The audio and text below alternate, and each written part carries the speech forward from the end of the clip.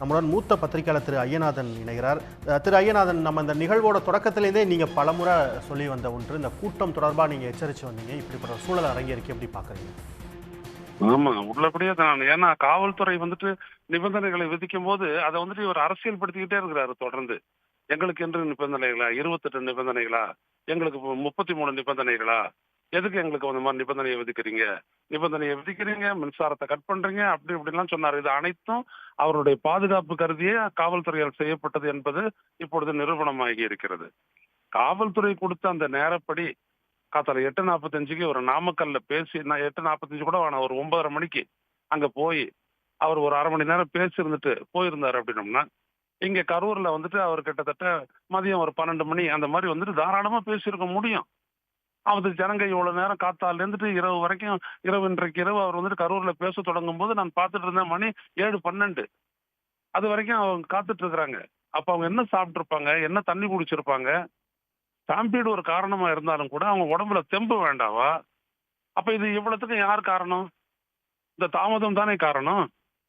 நீங்க உங்களுடைய ஒரு ஷூட்டிங்னா கரெக்டா 8:30க்கு ஷூட்டிங் அப்படின்னா 8:30க்கு அங்க இருப்பீங்க இல்ல ஷூட்டிங் ஸ்பாட்ல. இதுக்கு மட்டும் எதுக்கு 8:45க்கு இங்க பேசணும் நாமக்கல்ல அப்படின்னு நேரத்தை கொடுத்துருக்கும் போது நீங்க 8 மணிக்கு தான் வந்துட்டு அங்க பிளைட்டையே பிடிக்கிறீங்க சென்னையில. அதுக்கப்புறம் 9:30 10 மணிக்கு அங்கேருந்து திருச்சி விமான நிலையத்திலிருந்து நீங்க புறப்பட்டு போறீங்க. இதெல்லாம் என்னது? இதெல்லாம் சரியான செயலா? அது பொறுப்பற்ற செயலா இல்ல இது? ரோட் ஷோ அப்படிங்கிறதுக்கு அனுமதியே கிடையாது. ஆனா இது ஒரு மறைமுகமான ஒரு ரோட் ஷோ மாதிரி தானே காட்சி அளித்தது. நீண்ட தூர பயணம். ஆரம்பத்துல இருந்தே அவர் அதான் பண்றாரு. திருச்சி முதல் நாள், இந்த 2 வாரத்துக்கு முன்னாடி திருச்சியில அவர் ஆரம்பிக்கும் போதே அதை பண்ணாரு. நீங்க என்ன டைம் பர்மிஷன் கொடுக்கறது? நான் பண்றேன், என்ன பண்ணுவீங்க பார்க்கலாம் அப்படின்ற ஒரு அந்த அந்த ஒரு ஒரு பொறுப்பற்ற போக்கு தான் அவர்கிட்ட இருந்துச்சு.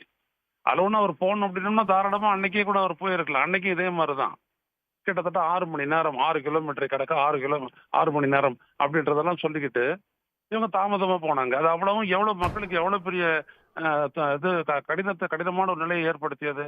வியாபாரிகள் எல்லாம் வந்துட்டு கடையை அடைச்சிட்டு அன்னைக்கு ஃபுல்லா எவ்வளவு சிரமத்துக்கு ஆளானாங்க. இப்ப பாருங்க, உயிர் பலி. இதெல்லாம் தேவையா? அதெல்லாம் அவங்கள பொறுத்த வரைக்கும் கூட்டத்தை காட்டணும்னு விருப்பப்படுறாங்க. ஆனா அதுக்கு சில நிபந்தனைகள் விதிக்கப்படுதுல, அது எங்களுக்கு மட்டுமான அதீத கட்டுப்பாடுன்னு சொல்றது எப்படி ஒரு சூழலை ஏற்படுத்தி இருக்கு? அதுதான் நான் சொல்ல வரேன். அது தவறுன்ற நான் இன்னைக்கு காத்தால ஒரு தொலைக்காட்சியில ஒரு யூடியூப் சேனல்ல பேசும்போதே சொன்னேன்.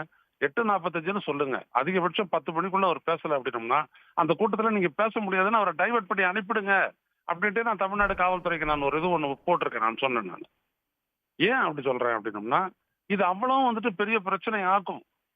க்ரௌடு பாட்டுக்கு சேர்ந்துகிட்டே இருக்கும், அவங்களுக்கு தண்ணி இருக்காது, சாப்பாடு இருக்காது. அப்புறம் அது வேற அதிகரிக்க வந்துட்டு அங்க இருக்க போக்குவரத்து நெரிசலாகும், ஆம்புலன்ஸ் போக முடியாது. இந்த சிக்கல் எல்லாம் உண்டாகும். அதனாலதானே காவல்துறை என்ன சொல்லுது, ஒரு பக்கமா நீங்க போங்க எல்லாமே சொல்லுது. ஆனா எல்லாத்தையுமே காவல்துறை செய்யறதெல்லாம் அரசுக்கு எதிரான ஒரு வாய்ப்பா கருதிக்கிட்டு இவர் வந்துட்டு அரசியல் பண்ணாரு. அதுதான் இப்ப இந்த இதுக்கு வடக்கு தொடரணுங்க. வடக்கு தொடர்ந்து இது ஹியூமன் டிசாஸ்டர். இது வந்துட்டு வேற எதுவுமே கிடையாது. இது மனிதர்களால் உருவாக்கப்பட்ட இது கொடூர சம்பவம். இந்த சம்பவத்துக்கு காரணமானது அந்த கட்சியும் அதனுடைய தலைவரும் தான். அவங்க மேல வழக்கு தொடரணும், நீதிமன்றத்துல நிறுத்தணும். அப்பதான் இது சரிப்பட்டு வரும். இது ரொம்ப ஒரு மோசமான ஒரு நிலைங்க. அது ஒரு அரசாங்கம் இவங்களுடைய மாநாட்டுல அந்த மாதிரி ஒரு நெரிசல் ஏற்படக்கூடிய அளவுக்கு கும்பல் சேருது. அதுல இருந்தும் பாடம் பிடிக்கல. சேர் 10,000 சேர் உடைக்கிறாங்க, அதை பத்தியும் வந்துட்டு இது பண்ணல. அதுக்கப்புறம் ஒரு மாநாடு நடத்துறாங்க, அங்கேயும் அதே மாதிரிதான் நடக்குது. பல்வேறு ஒழுங்கு விதிகள் மீறப்பட்டிருக்கு அப்படிங்கிறத ரொம்ப அழுத்தமா பதிவு செய்றீங்க. அடுத்தடுத்த நிகழ்வுகள் நம்ம தொடர்ந்து தொடர்பா பேசலாம். உடனுக்குடன் செய்திகளை தெரிந்து கொள்ள சன் நியூஸ் பெல் ஐகானை கிளிக் பண்ணுங்க.